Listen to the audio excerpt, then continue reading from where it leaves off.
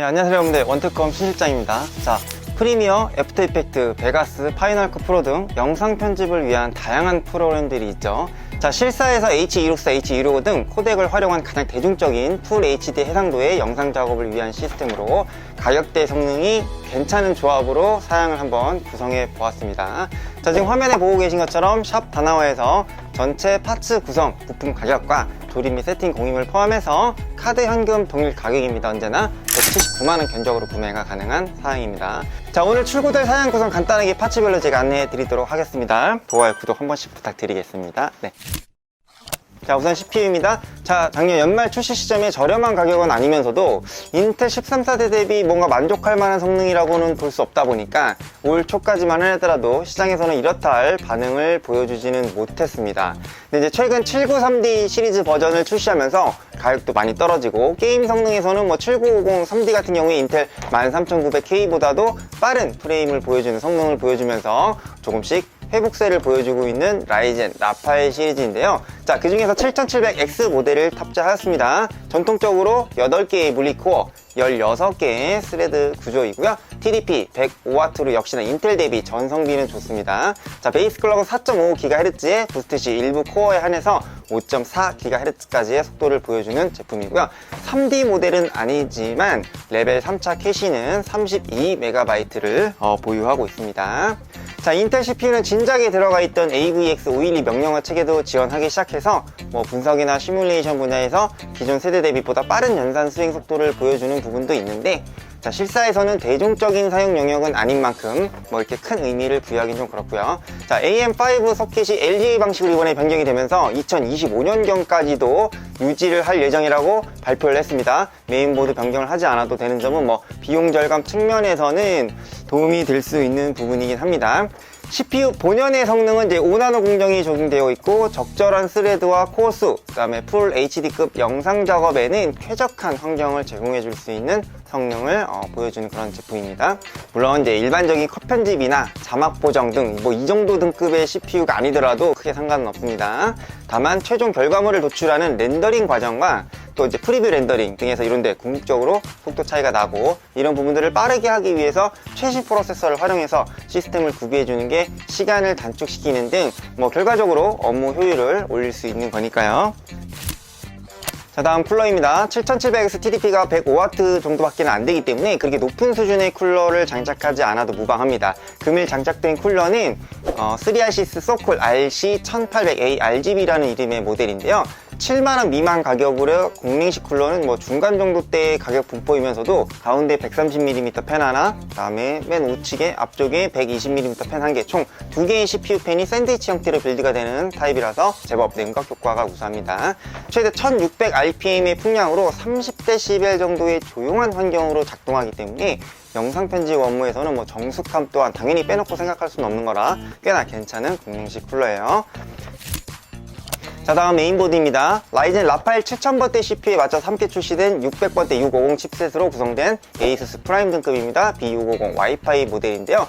자, 기본이 DDR5 타입의 보드이고요. 최대 2025년까지 아까 활용할 수 있다고 AMD에서 발표를 한 내용이 있으니까 뭐 만일 그렇다고 한다면 꽤나 롱런할 메인보드겠죠. 특이할 만한 내용은 뭐 딱히 없는데 PCI 익스프레스 5.0을 지원하기 때문에 최대 128GB/s의 속도로 구현이 되는 점, 병목 현상을 최소화해 줄 수 있다 라는 점이 가장 마음에 드는 보드이고요. 그 다음에 뭐 QLED 코드가 좀 제공되고 있어서 부팅 단계에서부터 조명 패턴을 통해서 뭐 VGA나 램 등 그 문제가 있는 부분을 바로 체크할 수 있기 때문에 초기 불량 검출에도 상당히 좀 편리한 부분이 좀 있고요. 그 다음에 소소하게 뭐 무선 와이파이 6이 지원되고 블루투스 되는 부분들, 그 다음에 다양한 입출력 포트가 후면에 구비되어 있어서 편리하게 주변 기기를 연동해서 활용할 수 있다는 점도 소소한 부분인 것 같습니다. 플래시백 바이오스 업데이트 기능도 후면 USB 포트 1개에서 지원을 해주더라고요. 아시는 분들은 아시겠지만 이 롬 바이오스를 최신 버전 업데이트 할 때 요긴할 때 쓸 수 있는 기능이죠. 이 기능은 램이나 CPU가 따로 장착되어 있지 않아도 플래시백 바이오스 업데이트를 할 수 있다는 점이 장점인 부분입니다.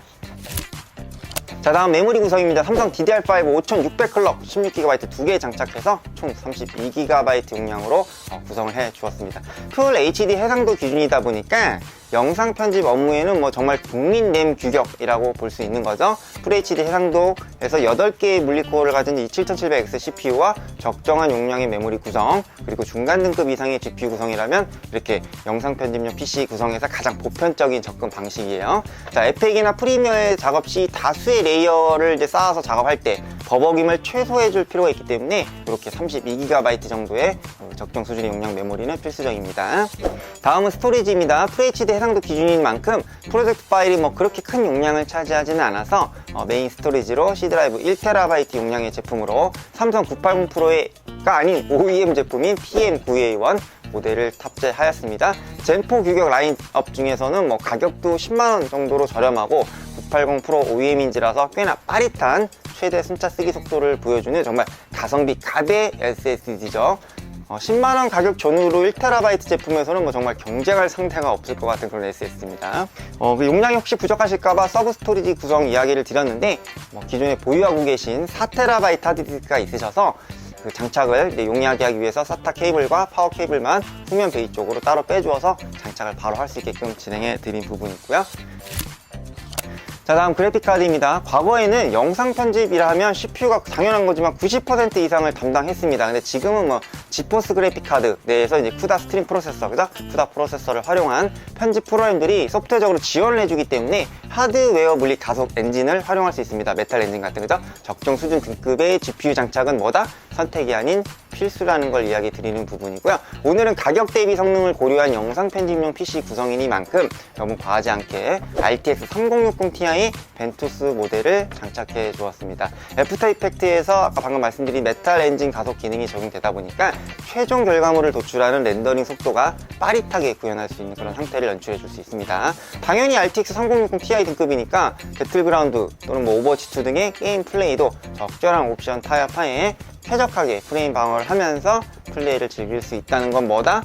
안 비밀이다 입니다.